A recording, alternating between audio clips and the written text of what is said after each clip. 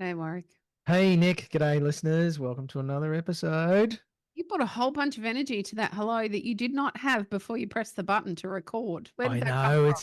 it's the performer in me, Nicole. Hospitality faces. Right. What do you call a pony with a cough? Ooh, I'm intrigued. What do you call a pony with a cough, Coxie? A little horse. Oh. G'day, I'm Roz. And I'm Nick, sometimes Coxie, mostly Nick. This is the Tradies in Business podcast, and we're here to share a bunch of tips, ideas, tactics that you can put in place to get change happening in your trade business right now. If you're really lucky, we're going to entertain you with a few mum jokes and, more importantly, a bunch of fantastic guests that will educate you in all things you need to know about trade business. But we do promise to do it with a whole bunch of fun along the way. I'm a self-confessed idiot, so strap yourself in and enjoy another episode. That was actually pretty good. It wasn't funny, but it was pretty good. I liked it. There's probably some listeners still going, huh? I don't get it. A little horse. All right. Double meanings. I don't know. Maybe I can find a segue in that, Nick, for today. Surprise packages, maybe. I don't know. Not what you'd expect. I'll dig something up. Trade business coaches do you expect to market themselves through a crappy joke? This is a really... I'm clutching at straws here, but I'm trying really hard to find a way to segue this. Yeah. All right, let's just pull the teeth out, get on with it. Welcome to the podcast, Dante St. James. Hey, g'day. I can bring my enthusiasm now. A nice Aussie greeting.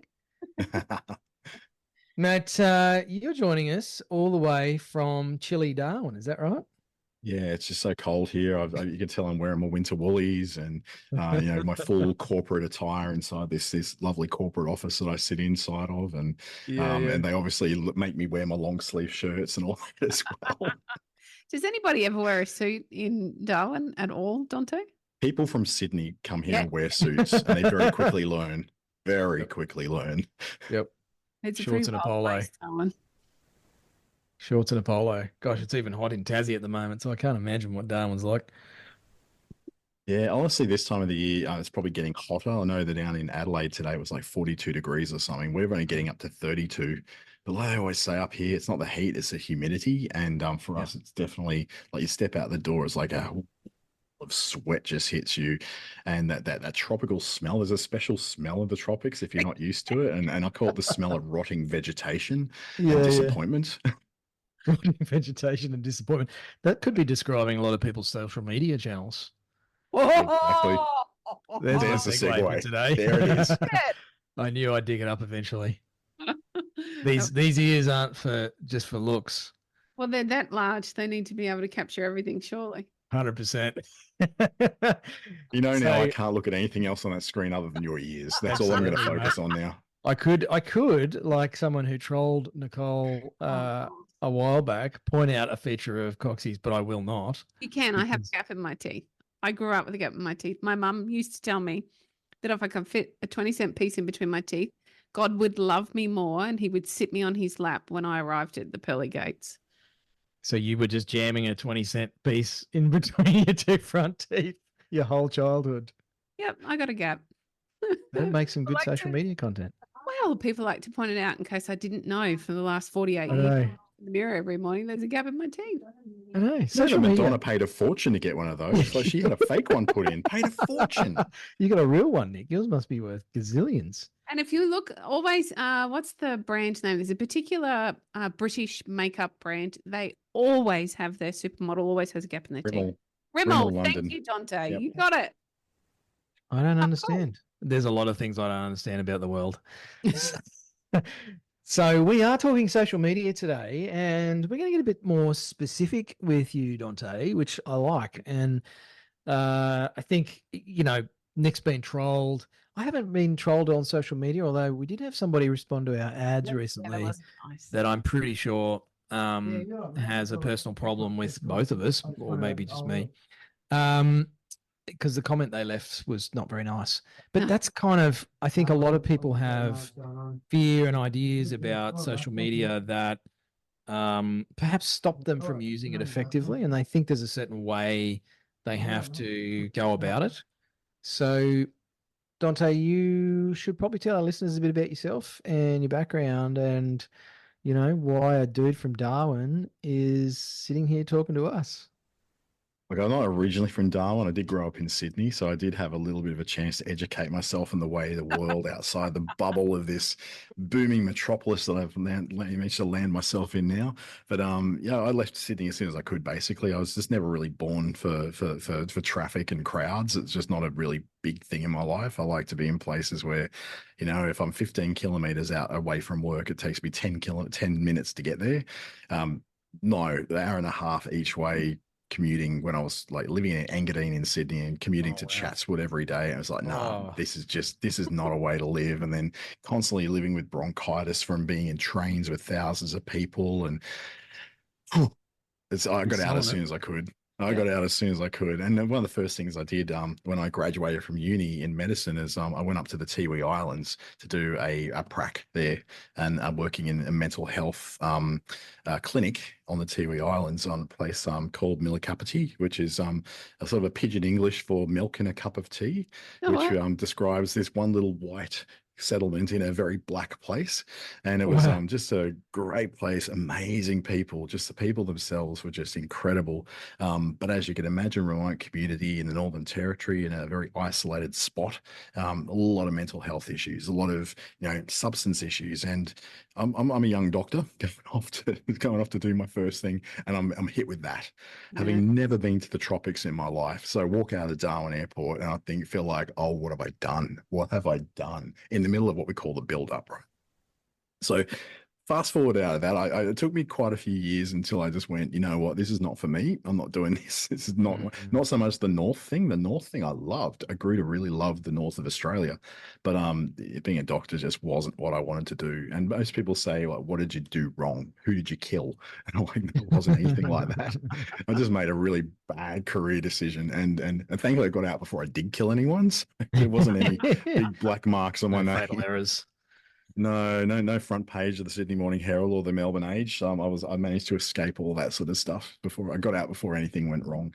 But that sort of got me into my first love, which is always technology. I spent probably my teenage years spending way too many hours on a Commodore 64 programming up choose your own adventure games using the basic language.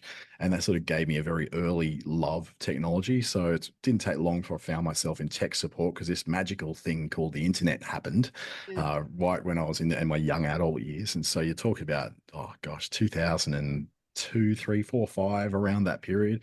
Google was new. YouTube had just come out in 2005. Facebook wasn't even a glimmer in MySpace's eye at that time. And it was just this time anything was possible. And I thought, this is the thing I want to be in. This is like that connectivity. I'm talking to people in other parts of the country and world every day on IRC chat channels and going, this is what's going to change everything. And so getting involved in that, it made complete sense when I completely dumped technology and went and became a radio presenter.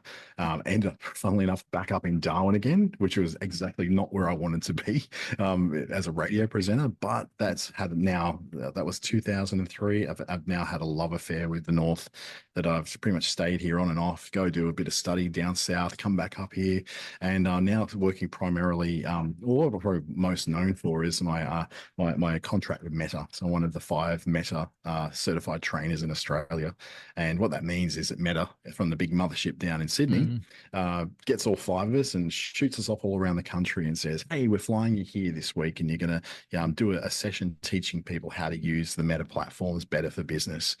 And then secondly is what I find myself doing now as a startup mentor for new startups, particularly in the Northern Territory, who are working through the Darwin Innovation Hub and then through what is the Paspalis Innovation Investment Fund, Venture Capital Fund. So please excuse, we've got some co-workers walking past me here at the moment. You have really great taste in T-shirts, I have to tell you. So so part of that is working with a really bustling as it gets in Darwin, right? Let's get 3 real. people walk past. One person will walk past, and that's the only person you're going to see walk past. But it is it's a high. I wouldn't say it's like high pressure, high paced environment, but it is an area where there's a lot at stake because you're taking people's dreams and giving them a way into that dream. But obviously, that whole social media thing has been a very big part of that, because these startups, where they start from, where they scale from, where they let the world know that they're doing something, is inevitably through social media. Mm. And that's sort of the tie-in where I find, like, I'm taking all these parts of my life and doing podcasts and doing videos on YouTube. The radio presenters there, the psychology studies is there. Understanding some psychology is a big part of social media. Mm. But I guess also understanding the psychology of who your client is, particularly if you're working with tradies, right? Because there's a very specific set of psychology that goes with that. And I can guarantee you now, not a single tradie out there really likes social media. Except for doom scrolling when they're supposed to be doing Exactly. their invoices. Exactly. It's a great distraction to Yes. consume, but actually participating on social media, no, not interested. No. And I don't think I've ever met one who really likes it. They just go, someone's told me that I have to do it, but I don't want to. That's right. Social media really has changed the marketing space. And because it changes so rapidly, because it's still in its infancy, let's call it for what it is. It's changing so rapidly. It can be very hard to figure out what to do and what's going to work and what's not. And I think that perhaps is some of the problem with posting to social media and figuring out what's going to work best. Given that I did not know about the meta thing, Dante, I kind of feel like I've had my pants pulled down on air here for a minute. That's very exciting. And I've got about 50 million questions I'd like to ask you personally. But I wonder, perhaps you can give us a bit of an insight to how we figure out what it is that our client base so we're talking about the typical plumber or the typical sparky or builder. How do we figure out what on earth that client base wants to consume? There's going to be a whole lot of gurus out there who are going to give you these frameworks, right? Everyone loves a framework. Oh, here's a framework to get clients. Here's the 10x formula for doing this. And they're all over YouTube, right? With their funny looking faces going. There's tons of them. But when it comes down to it, there's only one rule in social media, and that's experiment. You've got to experiment until you find the right thing, because my audience as a carpenter is not going to be the same as your audience as a plumber. It's not going to be the same audience as an interior decorator or a roofer or a concreter or a bricklayer. Completely different audiences. Now, one bricklayer in Perth is not going to have the same audience as a bricklayer in Alice Springs. They're going to be completely different again. So all those different people with their different ideas of what they come up against, and the things that interest them, that make them want to look at a bricklayer's Facebook page. And let's face it, that's not going to be the most fascinating, exciting place to go and encounter social media. Like, you gotta get real and go, well, there's no one rule. It's just, oh yeah, I'm going to do TikToks. Oh, I'm going to do Instagram Reels. Oh, now you got to go over and do these polls over on LinkedIn. LinkedIn's so hot right now. Whatever works for your people may not be what has worked for anyone else. And it makes it really hard for someone to say, oh, I am a social media specialist specifically working with tradies, because there's an assumption there that, oh yeah, I can lay that same template over everyone. And it's absolutely not true. It doesn't work. Especially if you're basically laying that template over 4 different home builders in the one city, and you're thinking that somehow that's going to show their, the unique value proposition and what's so unique and special about them. But you're doing the same thing with 3 other builders. Like, people are going to notice that it's all starting to look the same. Yeah, sadly, we see that far too often. I guess what you're really telling me then, Dante, is it comes back down to the boring numbers, and that's how we're going to determine what's best for our client base, our audience. It's like sending out a quote, right? You're not going to send out a quote that deliberately underprices yourself. You're going to look at the numbers and go, okay, this is how much it's going to cost me for materials at the current price, but I'm going to whack an extra percentage on that simply because I know that prices are going up right now. So when we finally get onto this build in 3 months' time, and when we complete it in 9 months' time, we know that it's going to have more expense involved in it. We know there's trade unions at the moment talking to this person and that person, needing to go, okay, we need to make allowance for higher wages, higher costs for contractors. You make those allowances up front. So we can get that right with our quotes. We can get that right when it comes to our expenses and our businesses. But then we go, oh no, social media is this fuzzy, cloudy thing where it's all going to be about, platitudes and gurus saying, oh, you've got to connect with your customer and target your ideal customer persona. And it's like, that sounds great if you're a marketing graduate. Yeah. None of these guys Yeah. are going to be like that. No one's going to be like that. In fact, almost no one in no business is like that. No. And What they really want to know is, why am I even doing this social media thing? It's Yes. stupid. It's annoying. Mhm. it's stupid and annoying. You won't get any argument from us. Is it true? And maybe I'm putting words in your mouth or leading you up the garden path, maybe in return for not knowing that you worked with Meta. And does Meta have as much control over what happens with our content as we think it does? Because I think this is another one of those thought patterns that gets in the road from many of our trade business owners that we've experienced, really jumping into that social media space and doing something rather than nothing. The biggest control method that someone like Meta or TikTok or Twitter or any of those have is that it's when the regulatory control says that they have to restrict certain kinds of stuff, and there's pressure on them from government to say, look, you can't just be putting out all this violent stuff. You can't just be putting out, lives of people being murdered live on screen. You can't be, just constantly putting hate speech through there. That's really the only stuff that the platforms themselves have to step in and say, this is what we are throttling back. Mm-hmm. So when people feel like they're being, there's this fake term goes around called shadow banning, and Yep. it doesn't exist. Like, it just doesn't exist. What it is that people say, but I used to get all this coverage, and then I had said this one thing that I think someone in the government doesn't like, and now I can't get anyone to talk to. I can't get anyone on my social media. No one's talking to me. It's like, no, it's because you're boring. You're boring, and you say the same crap over and over and over, and you're not interesting, and you're not doing anything that anyone's interested in, and simply other people are more interesting on the feed, and your audience has gone over there. But we like to think, oh, there's a conspiracy, there's a red under every bed, there's Mark Zuckerberg sitting there with his joystick and his mouse and just going, ooh, Bob the Builder over there, we're gonna mess him up. It just simply isn't like that. If you're doing things wrong, then yeah, you'll get banned. And that's very clearly outlined in the community standards. And look, if you really want to read them, it's going to take you about 30 minutes to read it. It's quite enlightening about what the community standards are. It's just like, don't be mean, don't be an a-hole, Yep. basically, on their platforms, and you won't get banned. Great, it's easy. Just don't do that crap. But some of us just cannot help ourselves, and we want to do that. But that's not the reason why people don't have followings and that they might have used to have, and they don't have the engagement they used to have. You've got to consider, right? There's 3 billion people on Facebook. There's another 2 billion on Instagram. There's 1.9 billion on TikTok. That's a lot of people screaming for attention on that space. And you've got about 46% of people on Facebook also posting on Facebook. That's a lot of content. Yeah. And that algorithm is not geared towards putting business posts on there, because let's face it, whilst our family and friends are also pretty dull and pretty boring, and they get on rants and all that sort of thing, the reality is there's almost nothing interesting that a business is ever going to have to say to a complete stranger, apart from buy my stuff. Yeah. Fascinating. So that's all pretty depressing, Dante. Should we just exit social media and go back to 1996? Some people should, to be honest. There's some people who just shouldn't be on social media because it's doing nothing for them. Yeah, I've literally canceled 3 accounts on social media myself in the past week. I canceled, you might have heard of Mastodon. Like, it makes no sense to be there. Blue Sky, complete waste of time.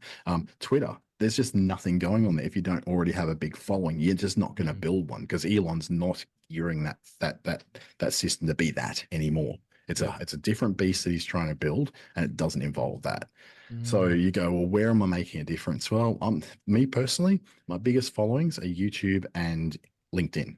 LinkedIn is where I do most of my business. YouTube is where I get the crazy out there edge cases coming in and saying, hey, I want to work with you, but I'm in Orlando in Florida.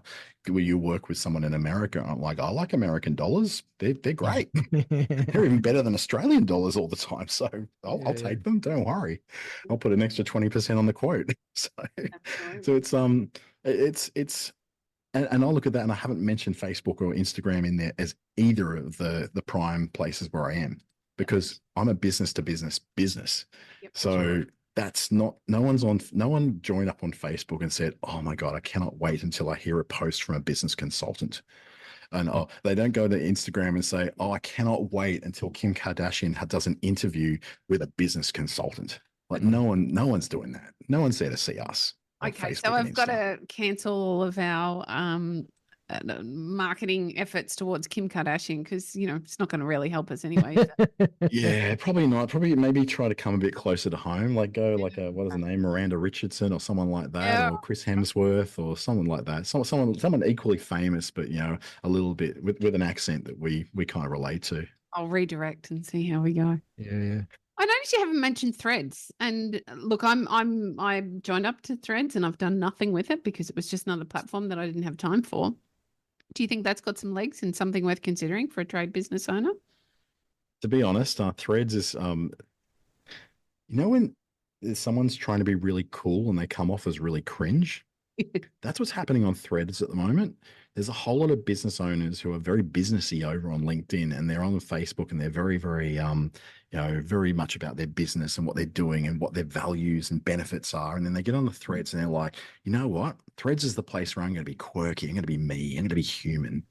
And they end up looking just so cringe because these are not people. These are not Rove McManus people. These are, they're not comedians, and they're trying to be comedians. They're recycling jokes and memes that they've seen somewhere else. And it's so out of character for the persona they've built elsewhere that if you're over on an Instagram and you've got a particular personality you're putting across there, as let's just say you're a kitchen and bathroom designer. Mhm. Right. So you're doing kitchen and bathroom designs. You've got a beautiful curated feed of all the designs you've done. You've got testimonials from your clients. It's beautiful. It's gorgeous. And then you get over the Threads, which essentially every time that you go to Threads, all the people who follow you on Instagram are notified, oh, you're now on Threads. Mm. And so they come across and they see this absolute tool talking all about, oh no, like what's green and red and green and red and green and red, and it's Kermit going around in the microwave. Like it makes no sense. It doesn't fit. Yeah. And so whilst we're trying to make this like light and breezy environment, you got to realize it's connected to your Instagram. So it's going to be a real clash if you're not doing the same thing in both. So for by and large, you've got about 780 to 790,000 people in Australia are on Threads at the moment. It's not a huge amount of people. No, it's quite simply because it's a solution looking for a use case. Mm. So it's like it's like Twitter is kind of stewing its own juices and dying in a little bit, and they've lost nearly 100 million users and all that sort of thing. So what can we do to try and maybe pick up those users? Is there a way we can pick them up? So Marcus just slapped together this thing called Threads that does some of the things that Threads does, that Twitter does, but not all of them. So the Twitter people aren't happy. It does some of the things that Mastodon does, but the Mastodon people aren't happy. Oh, he's going to connect it through to Mastodon and all those. Oh, no one cares. Honestly, we didn't really care about Twitter in Australia. We never really picked up on that very well. It was like such a barely used social network outside of journalists and people who work as media advisors for government officials. Like that's all that was on there really. And then a whole bunch of old men who were yelling about, I don't know, the kids on their lawn or something like that. It's just, have you seen my Twitter feed, Dante? I've been watching very closely, mate. And I got to tell you, I'm absolutely disgusted. It's not consistent with how I'm showing up on Facebook. I can tell you that.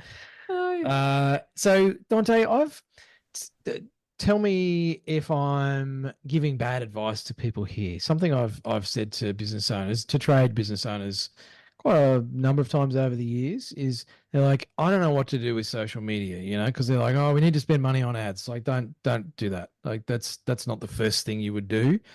Yes, you should be on social media, but in terms of how they think about their social media platform, particularly Facebook and Instagram, because they're kind of the two main trade to consumer platforms that we would see. I could probably throw Pinterest in there, but I know absolutely nothing about it.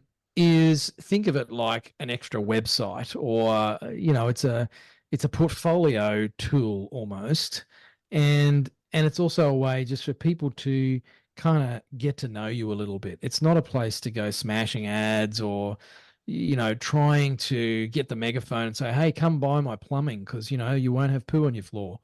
Like it's just, I think people look at it as this separate thing to their brand and their awareness in the marketplace. But I've always said to them, just think about it like another website. Is that bad advice, or is it It's not bad advice, and it's pretty close to the advice I would give. So I go a little bit of a step further, and I go, look, you're going to post a whole bunch of stuff on social media and barely anyone's going to see it.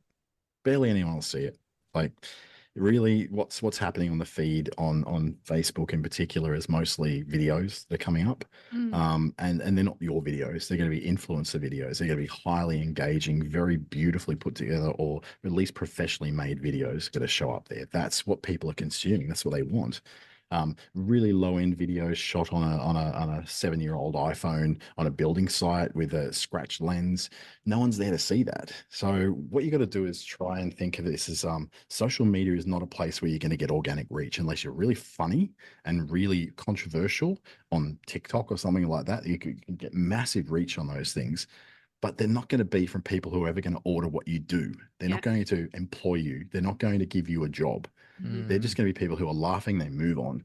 So you approach things on social media, particularly on the Facebook and Instagram side of it, as make it a place where people will refer you, because conversations happen on those places. Conversations on Messenger, conversations between people in comments, and especially on Facebook in groups. Yeah. And the big thing on Facebook is mums groups, renovators groups, local groups, interest groups, people who've got very specific interests on things.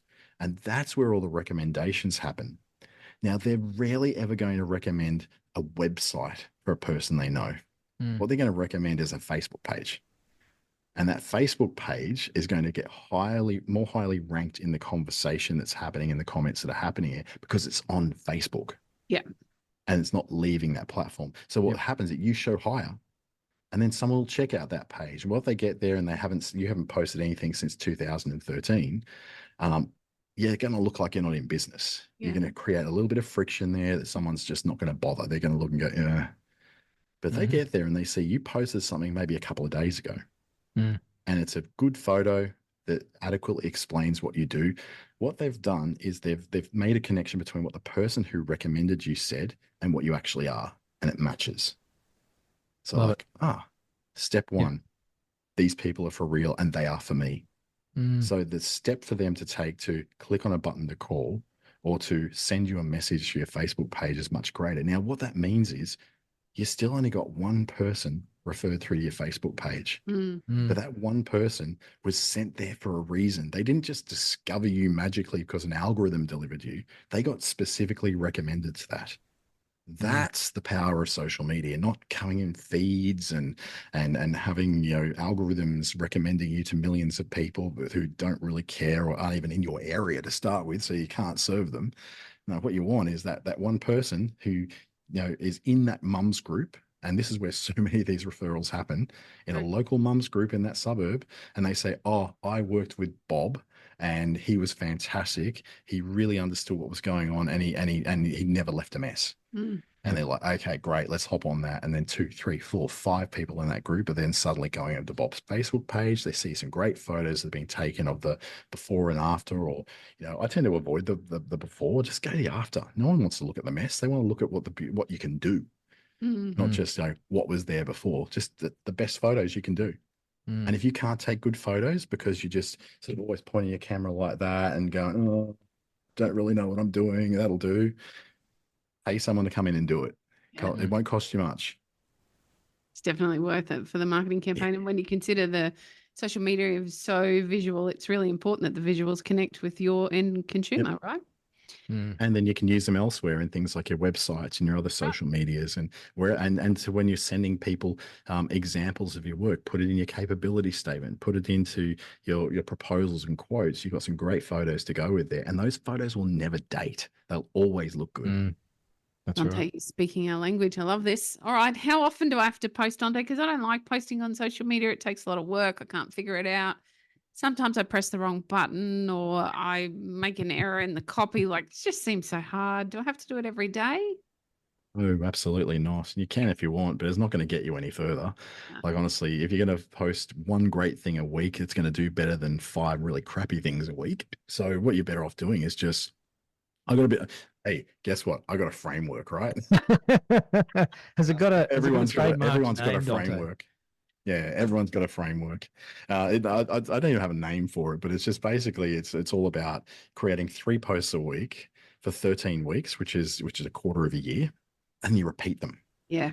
3 times more, and that's a year's worth of social media content. What the idea is, though, it's like we pick out what are the topics you're going to talk about. There's 2 or 3 of those. What are the values, the things that are seriously important to you that you really want to communicate in those things? So if it's quality, great. That's awesome. If it's reliability and you are reliable, it's not just this thing where you like to say you're reliable because no one else is. You're actually really living that out. And that's a feature that you do live. Or if it's something to do with creativity, because you've got a great team behind you who is fantastic with creating very custom kind of things, then that's written into those posts. And then finally, you've got 5 questions to ask. I wish we had sort of like a screen. I could point to them. It'd be very, very easy. But the first one is, what can I teach? Yeah. So there's something you can teach people about what it is you do that opens up that world. So what can I teach? The second one is, what have I noticed? So this can be your commentary on what I've noticed out in the industry, what I've noticed when I've been into fixing up bathrooms, what I've noticed when I'm inspecting paint jobs that people have done, what I've noticed when people are trying to recreate, parquetry floors on a budget. Then we look at, how do I think differently? That's number 3. How do I think differently about this topic that I'm talking about? That's your point of difference. That's the thing that makes you different. Now, I'll tell you what's not a point of difference. We are customer centric. Mm-hmm. That's just a given. People expect that you've got great customer service. So that's not a feature. And every radio ad I ever hear for a tradie up here is always saying, we give great customer service. When we say we're going to turn up, we turn up. I'm like, but that's table stakes. Yeah. You should be doing that anyway. So Right. but that's not a feature. Exactly. It's like saying we're Coles, we're open every day of the week. Well, duh, of course you are. That's what's expected out of a national supermarket chain. Right. So it's don't be obvious like that. What is it that's really different about you? Well, we actually sit down and take the time to talk to you about what really works in your kitchen. Or we sit down with you and say, well, like, we'll give you suggestions if we think that the original drawings probably aren't going to fit your lifestyle. And that's the sort of stuff that's a point of difference, is that it's the extra. It's not the stuff that you should be doing anyway. That's what everyone should be doing. What it is what are the extra things we do? What's the extra mile we take? And don't just say we go the extra mile, because that doesn't mean anything. What it is, just give an example. We don't just say we go the extra mile. You say, this is what we do to go the extra mile, and actually describe what that is. So that's what makes you different. The next one is, what can you deliver as a list? Because the internet loves a bloody list, I tell you. 3 ways to spruce up your bathroom on a budget. Here's 4 ways to ensure that you've got a warm home in winter and a cool home in summer.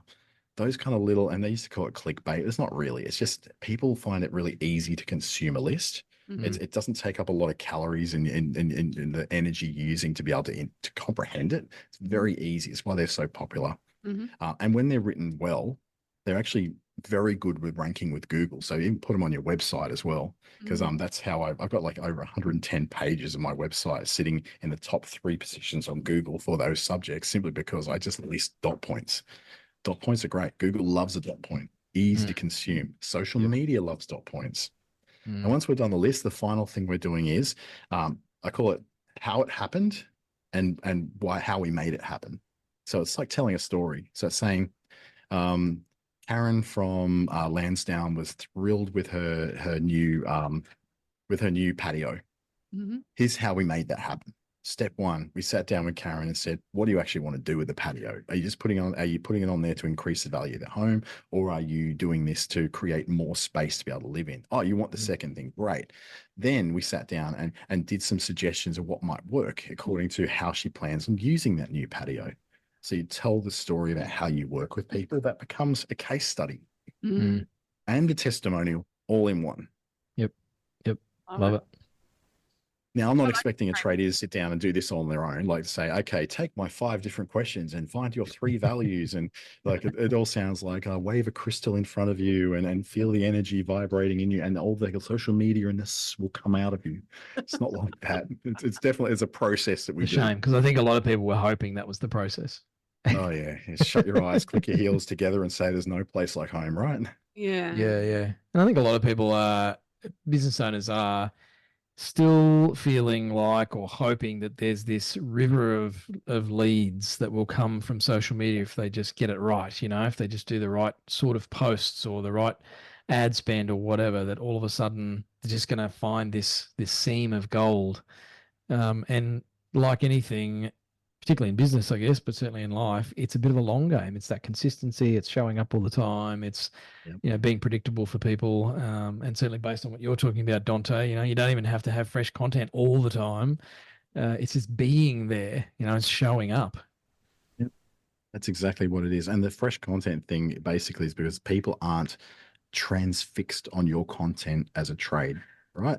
They're not coming to your site expecting to be entertained, educated, and informed and excited. They're coming there because they're being referred there from someone else, and they just want to see that you are what they said you are. Yeah. Are you capable of doing the thing that my friend said you're doing? Oh, look at those photos. You clearly are. Great. Okay, I'm going to reach out to you. So it's like someone, it's like what billboards used to be or what newspaper ads used to be. You used to think, well, if they can afford to advertise in the newspaper, they must be good. If they've got the biggest ad in the yellow pages, geez, they must be good. Nowadays, what it is, if they're being recommended by a lot of people, they definitely must be good. That's more what we do. Yep. Love it. I love the whole yellow pages thing. The biggest ad, I used to do that when I was a young bloke. I picked the biggest ad because that was clearly the best business, but they were just the one that had been sucked in the most by the sales rep. Like, no, man, you got to have the big ad. The big ad performs best. And then $250,000 later, and you're still trying to recoup it. Recoup that money 6 months into the year. 100%. All right, Dante. So there's a question I'll have to ask our guests, mate. If you had 1,000 tradies in a room or maybe on a Zoom call these days, what's one piece of advice you would love to leave them with? Stop trying to do it all yourself because you're not going to get it done. Good advice, mate. Honestly, to get someone else to do it, not me because I'm too busy as it is, but it's more like it's just get someone else to do it because you don't want to do it. You're not motivated to do it. You're going to do a really crappy job at it. So there's something you're really good at, and it's called being a tradie, right? You're really good at that stuff. You're probably really good at taking an early day on Friday too and going out for beers. But the one thing you're not going to be good at is social media. So leave that stuff to the people who are good at it. If you're a chippy, you're crap at plumbing. If you're a plumber, you're crap at roofing. You don't try and cross each other's boundaries on the building site. So why would you do it when you're going in to try and becoming a marketer? I know everyone on YouTube says you can be. Honestly, it's not going to work. It's never going to work. Get someone in, give them a great, a framework to work with. It can be mine. It could be someone else's, but basically keep it as simple as you can and recognize that there's got to be a return on investment as well. You can't just keep plowing money and time into this. Now, your time's too valuable. That's why you get someone whose time's cheaper to do it. So, make sure, because no one can pay tradie rates for a social media manager when they're a small business. So don't do it yourself. Love it. Thank you. Great advice. Mate, if people wanted to go and check you out and see what a man from Darwin looks like, what's the best place for him to do with that? A fancy name like his European royalty, Dante St. James. What the heck is going on there? That was real fun growing up in the suburbs in Sydney in the 80s. I'll tell you what. Jeez. Love it now. Everyone remembers the name. But back then, the problem was that everyone remembered the name. That's right. Yeah, you attracted a lot of attention. Oh, yeah, all the wrong kind of stuff. There's a reason why this nose is kind of pudgy and flat. It's from not alone. Look, honestly, DanteStJames.com, just my website. Honestly, I'm the easiest person to find online. Just type in that horrible, pretentious name, and you're gonna find me because I'm all over the place. Love it. So it's find me, have a chat. If you want to chat about that particular framework and sit with someone who can work through it with you, I'm more than happy to give some people a bit of advice around that as well. Nice. And you can call it the St. James method. Oh, that just social media. It sounds like a breathing technique for when you're having a baby or something. I don't know. Well, you could do that too. All right, Dante. Well, mate, that's been very insightful. Very different take on social media, especially coming from somebody from within the belly of the beast, so it were. Lucky I'm a contractor, so I can say these things, but the employees can't say them. I hope they renew your contract. But good, honest advice, mate. And as Dante has said, gang, reach out for support. Obviously, we offer guidance and support to our members through what we do here at Tradies in Business as well. And I think it's good advice. Plumbers shouldn't do their own mechanical work. although I know a lot to do. So maybe that's what's going on. Anyway, thanks for your time today, Dante. It's been great. Thanks, you guys. Have a great year. Thank you, you Cheers, mate. too. Thanks for listening.